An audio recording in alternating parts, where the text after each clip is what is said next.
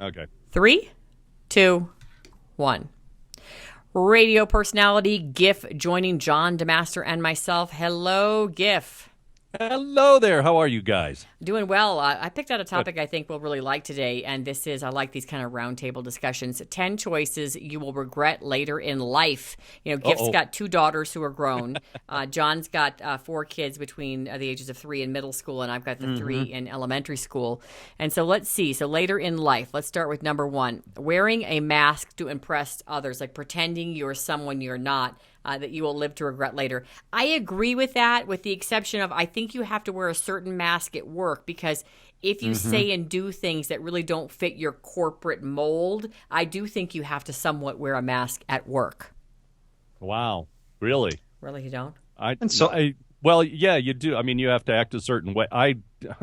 That's not me. I am who I am inside the house, outside the house. You wouldn't want to see me in the car, but you don't want to see anybody like that. Well, but I think you're right. If you, okay, how can I say? When I was in news, I could never talk about my faith, and in radio, I can. So I had to wear that mask of like not much talking about my faith because it was frowned upon in certain newsrooms. But I don't think that's a mask. I think I just don't. That's kind of corporate, expectation of this is something that's left out of the workplace.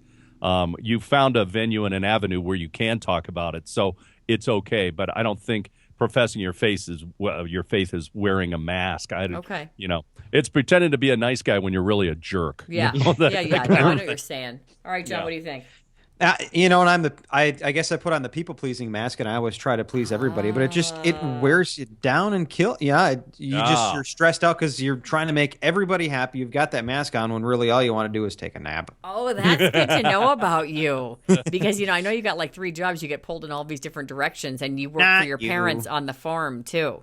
So you got your people pleasing. You're still your family. Actually, honestly, and at church, because they ask you to do things, and you need the job. No. Oh, wait. Listen to this, Giff. You know how long? Because he said, Angie, I'm so busy now with the kids and everything going on, and he's got these jobs. And I said, well, can you cut back for a little while at church? You've got a lot going on right now. I said, how long have you been volunteering and doing? He does the sound, right? I said, how long have you been doing that? I'm thinking a year, 2 years. Tell Giff how long you've been doing that job.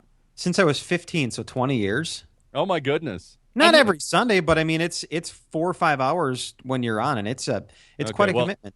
Oh, okay. Here's what you need to do. You need to train the next 15-year-old that's going to be around for a while. My kids won't do anything but play the iPad there, so I can't get them to do it.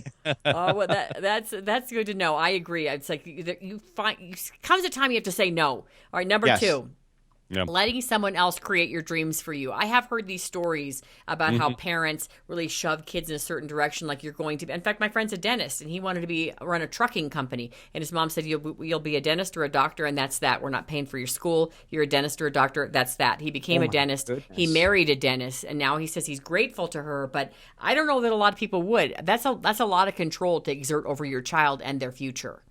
I exert no control over my kids. I've told them forever that they can do and be whatever they want to be, and it doesn't matter what I say to them, because when I was growing up, people were always asking, what are you going to do? Well, you're not going to be very good at this. And I had some bad teachers, and I'll tell you that right now, that said awful things and were like, well, you're only going to amount to this, and you're only going to amount to that. Really, Giff? You had that? You had that people bring you down a notch and say you're not good enough? I had one guy, and I'm sorry to say it, but if I ever saw him on the side of the road, I'd probably swerve and hit him. Wow. It was terrible. And my mom was sitting in the room when he told me I was going to amount to nothing more than a bagger at a grocery store. He told you were going to be nothing but a bagger in a grocery store, and your mom was right there? Yeah.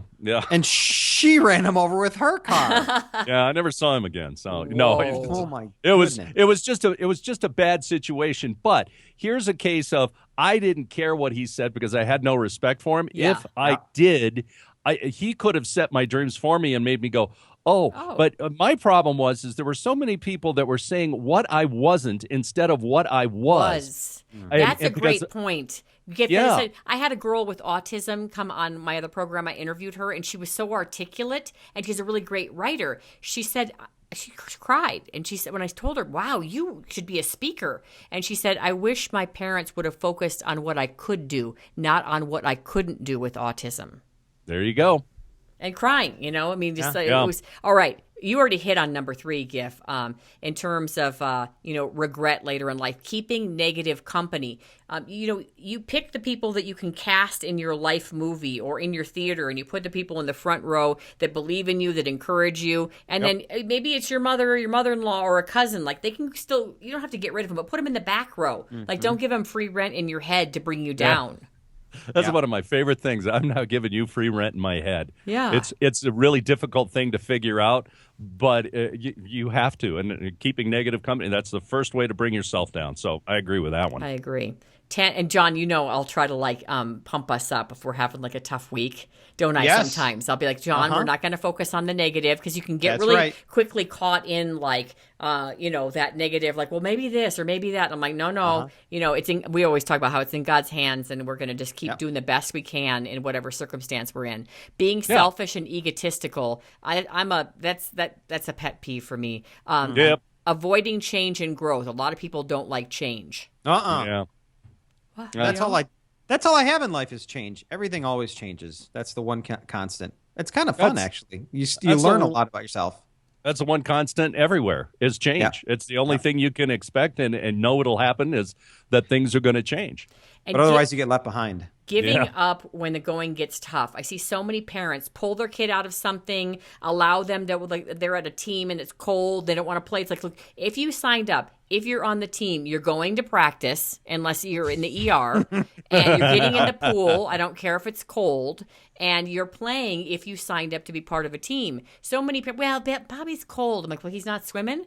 Well, he doesn't want to today. No, we don't play that game at our house. We actually had a dad come like an hour late to a 2-hour game, and he actually had like the nerve to tell the coach, my son wouldn't get out of bed. We've been arguing for the last hour. Oh, no. I mean, my son would get out of bed. I don't care if I poured cold water over his head. He would get out of that bed. He wouldn't even try to not listen to my husband and I.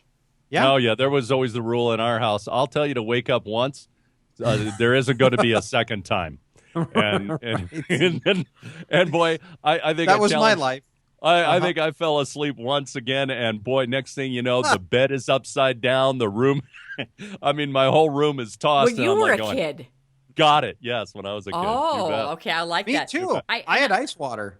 Yeah, I'm telling you, I just think kids, they need boundaries, and they grow up better if things are expected of them, We'll have to continue this one next week. I love this topic. And again, we'll revisit because we haven't gotten through all of them. 10 choices you'll regret in 10 years. Thanks, guys.